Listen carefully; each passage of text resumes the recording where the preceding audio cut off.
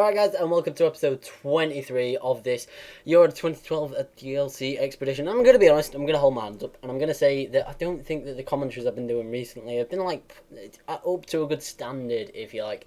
I don't know what it is about it, I just don't really feel that they've been that good as such. So what I'm going to do in like basically an apology, if you like. You might not agree that you might think the commentaries have been alright. Is that this Sunday, no matter what, I am going to get a triple upload Sunday back for you. I used to do that because there'll be quite a few that don't know that. But yeah, I used to do that triple upload Sundays. I used to do it like almost every Sunday, and I've not done one for a while because obviously I've had college work and then I've had interviews for jobs. But I think I might be able to get a triple upload Sunday out this Sunday. So yeah, I am going to do that. I was going to say, oh, if you can get like so many likes, if you can get like 45, 50 likes on Saturday's video, then I'll get you a triple upload Sunday. But I thought, no, I'll be fair, and I'll do it nevertheless. So yeah, anyway. Cracking on with the action. I'm 1-0 up against Kazakhstan because I'm in a new group. I showed you the team just before the start of the episode. And then they got that for a penalty. And not only did they get that, but Puyol also got a straight red. And I was like, what? How is... I mean, I can kind of see how it's a penalty. But a red card, that is going a little bit too far. But it didn't matter because they missed anyway. And we almost made it 2-0 in the 68th minute. It was Zlatan Ibrahimovic firing it against the bar. So yeah, the first game finished. Kazakhstan 0. PropaneGamingHD 1, and I probably moved a bit too fast for you guys there, obviously.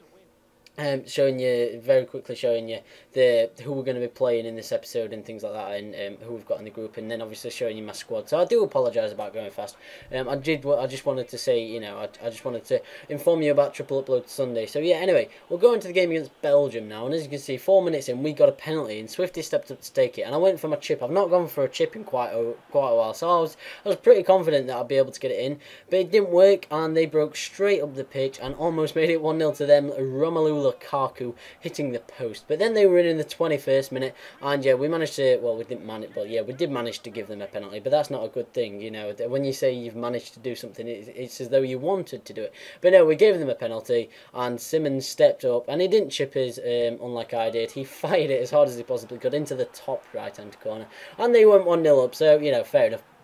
Not the greatest of starts for us, but we got straight back at them. Sebastian Larsson getting down the wing, turning for Marlon, going past Company, and then bending it onto the crossbar and into the back of the net. I mean, what a finish that was! I couldn't believe it when it had gone. And Company just kind of stood off him a bit. Vermaelen didn't make a challenge, and then there was a defender that made a diving challenge at the end, but he couldn't. It didn't get anywhere near it. And then we broke forward before half time, and Matatudi put us 2-1 up. A great finish there. Another finesse. I love finessing the ball into the back of the net. It just looks so brilliant at times. So yeah, we then made it. Oh no, we didn't make it 3-1. We almost made it 3-1 then, and we then did make it 3-1 in the 75th minute with Swifty and another finesse goal.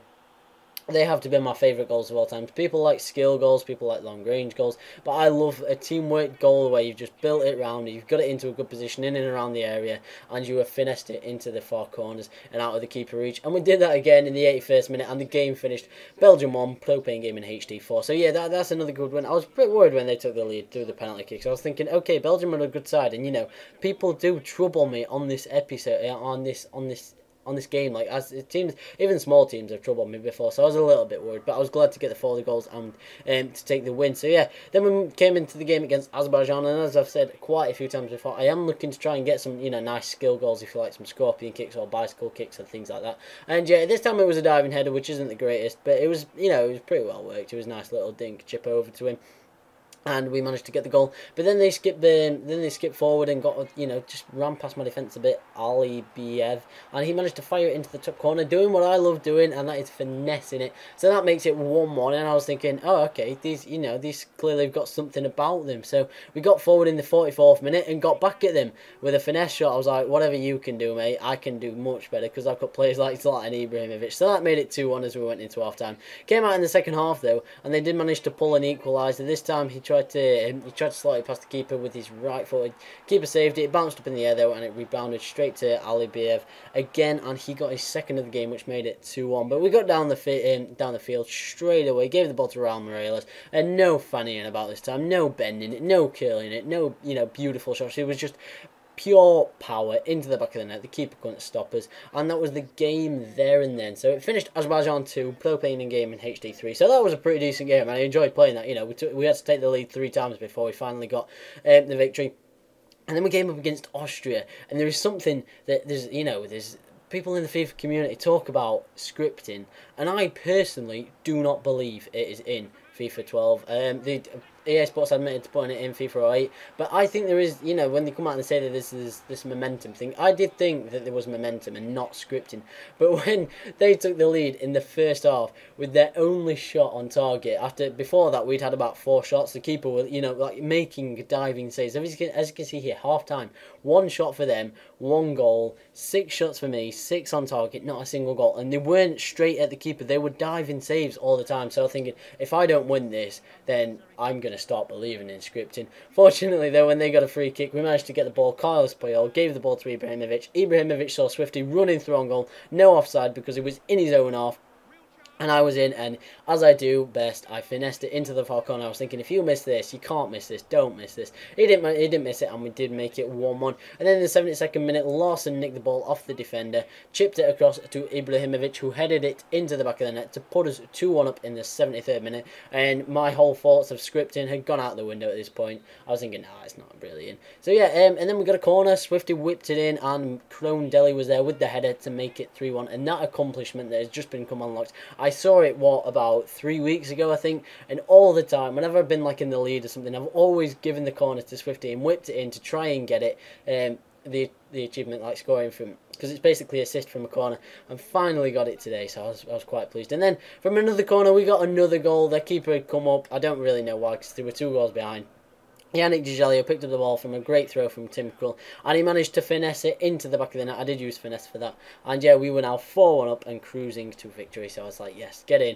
I think that might be the first time I've scored like one of those goals where the keeper comes up from a corner. I've had chances before, but I always seem to miss it for some reason. So yeah, I was quite happy not to miss that one, and as you can see, it finished Austria 1, PropaneGamingHD 4. So all talk of scripting went out of the window, and I'm going to put my foot down. I do not believe scripting is in FIFA 12. I'm not going to disrespect people who think scripting is in, because I know there's quite a few FIFA commentators who do, but I just think it's just one of those things that happens, really. So yeah, as you can see, I've never seen this before. I've had 15 shots and 15 shots on target. That was incredible when I saw it. I was like, how is that possible? How is it And yeah, okay, the keeper played fairly well, but that was incredible how I had 15 shots and 15 shots on target. Maybe that's why I'd finally scored that corner goal. When obviously it was an open net for Yannick Dijalio. But anyway, moving on back to, I think we're back to Kazakhstan, are we? Yes, we are. We're back to Kazakhstan. Ibrahimovic put us 1-0 up in the first half, and then we were thrown goal again. And I also love these. I just love them little dink chips as well.